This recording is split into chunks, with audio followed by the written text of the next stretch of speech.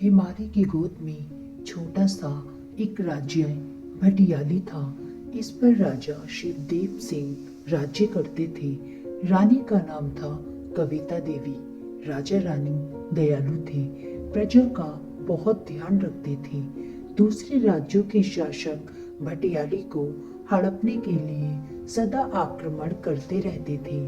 इन्हीं में सबसे अधिक दुष्ट था खड़ग सिंह। वह थोड़ी थोड़ी दिनों बाद अपने सैनिक भेज देता, लेकिन वे भटियाली सैनिकों से मुंह की खाकर लौटते। इसका कारण था भटियाली राज्य के पास वाली पहाड़ी पर नगाड़ी के आकार की एक चट्टान। इस नगाड़ा चट्टान पर चोट करते ही बादलों की गर्जना सुनाई देती थी। इसमें एक रहस्यमय प्रभाव था। इसे सुनकर राज्य के सैनिकों में अद्भुत शक्ति का संचार हो जाता था। इस नगाड़े को बजाने का डंडा लकड़ी का नहीं था। यह इंद्रधनुष के 7 रंगों से बना इंद्रधनुषी डंडा था। इस पर मणि माणिक के जड़े थे। यह डंडा नगाड़े के पास ही एक ऊंची चौकी पर रखा रहता था, ताकि शत्रु जैसे ही दिखाई दे नगाड़ा बजाया जा सके। राजा शिवदेव सिंह का एक पुत्र था। उसका नाम विश्वदीप सिंह था। वह अभी केवल 12 वर्ष का ही था, लेकिन चतुर और शक्तिशाली होने के साथ ही कुशल घुड़सवार भी था। एक रात खड़ग सिंह के सैनिक इंद्रधनुषी डंडे को चुराने के लिए पहाड़ी पर चढ़ आए। पहरेदारी के लिए नियुक्त रक्षक सावधान था। उसने तुरंत डंडा उठा लिया, नगाड़े पर चोट करने के लिए बढ़ा। तभी आक्रमणकारियों ने वहां पड़ा एक भारी पत्थर उठाकर रक्षक पर फेंका। उसकी चोट से इंद्रधनुषी डंडे के 2 टुकड़े हो गए। रक्षक भी घायल हो गया। उसने टूटे डंडे से नगाड़ा बजाना चाहा, मगर वह नहीं बजा। रक्षक अपनी पूरी शक्ति से चिल्लाया, शत्रु आ गए हैं, शत्रु आ गए हैं। उसकी पुकार सुनकर भटियाली के सैनिक हथियार उठा वहां आए। उन्होंने शत्रु को मार भगाया, लेकिन नगाड़ा न बजने से सब चिंतित हो गए। अगर अब फिर से शत्रु ने आक्रमण कर दिया तो क्या होगा? उसके जोड़ का दूसरा डंडा किन्नर पर्वत पर एक गुफा में रखा है, परंतु उसे वहां से लाएगा कौन? हिरण्य घाटी का पक्षी राज घोड़ा ही वहां जा सकता है, मगर उसके साथ कौन जाएगा?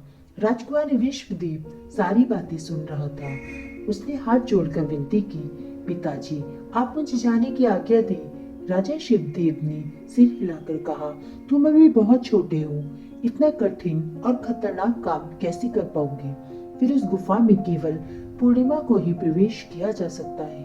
पूर्णिमा में केवल 2 ही दिन बचे हैं। राजकुमार विश्वदीप के बार बार कहने पर राजा ने उसे जाने की आज्ञा दे दी। विश्वदीप तुरंत अपने घोड़े पर बैठ रवाना हो गया। बाग दर्रे के पास पहुंचकर उसने घोड़ा तो वहीं छोड़ दिया, सावधानी से दर्रा पार करने लगा। अचानक एक जगह उसका पैर फिसला, वह नीचे जा गिरा। उसी समय एक खूंखार बाघ उसकी ओर झपटा। विश्वदीप जल्दी से पास के पेड़ पर चढ़ गया। उसने नीचे झांककर पेड़ के आसपास मंडराते बाघ को देखा। वह बाघ पर कूद पड़ा, उसकी आयाल पकड़कर पीठ पर जमकर बैठ गया। इस प्रकार अचानक उसके कूद पड़ने से बाघ घबरा गया। फिर जिधर विश्वदीप ने उसे कान पकड़कर दौड़ाया, उधर ही भागने लगा। हिरण्य घाटी के बूढ़े बाबा बाघ पर सवार उस छोटे से लड़के को देखकर बहुत प्रसन्न हुए। राजकुमार ने प्रणाम कर उन्हें बताया, राज्य के लोग मुसीबत में हैं, कृपया मदद कीजिए। बाबा खुश होकर उसे पक्षी राज के पास ले गए। कहा, तुम किन्नर पर्वत की मणि मुक्ता गुफा को खोलना चाहते हो। इसके लिए फूलों की घाटी में पूर्णिमा की रात को सबसे पहले खिलने वाले चंद्रमुखी का फूल तोड़ लेना। सावधानी रखना कि उस पर जमी ओस की बूंदें ना गिरने पाए। मणि मुक्ता गुफा के बाहर चोंच खोले पत्थर का एक उल्लू होगा, ओस की 3 बूंदें उसकी चोंच में गिरा देना। जी, मैं याद रखूंगा, कहकर राजकुमार ने पक्षी राज को एड़ लगाई। काफी दूरी पार करने के बाद अचानक बिजली चमकने लगी, तेज वर्षा शुरू हो गई। पक्षीराज फिर भी उसी वेग से तीर की तरह दौड़ता रहा। थोड़ी ही देर में पक्षीराज के पंख निकलने शुरू हो गए। दोनों सागरिका नदी के पास आ पहुंचे। यह नदी बहुत चौड़ी, किसी सागर के ही समान थी। पक्षीराज राजकुमार को नदी के पार ले जाने लगा। आधा नदी पार कर कर पक्षीराज नदी के बीच स्थित बड़ी सी एक चट्टान पर रुककर विश्राम करने लगा। इस बीच उसके पंख पूरी तरह बड़े होकर फैल गए। वर्षा के साथ आंधी और तेज हो गई। दोनों उसमें फंस गए। लहरें और ऊंची उठने लगी। राजकुमार आंधी के थपेड़ों से जूझते जूझते थककर चकनाचूर हो गया और नदी में गिर पड़ा। किसी तरह तैरकर वह नदी में उभरी चट्टान तक पहुंचा और बेहोश हो गया। थोड़ी देर में जब होश आया तो उसे अपना कर्तव्य याद आया। उसने पक्षीराज की पीठ पर बैठ उसे थपथपाया। बोला, आज मेरी और तुम्हारी परीक्षा है। पक्षीराज जैसे उसकी बात समझ गया, उसने अपने पंख पूरे फैला लिए। आंधी और वर्षा को काटता नदी के ऊपर उड़ने लगा। विश्वदेव ठीक उसी समय फूल घाटी पहुंच गया जब पूर्णिमा का चांद उग रहा था। चांद के उगते ही चंद्रमुखी के फूल खिलने लगे।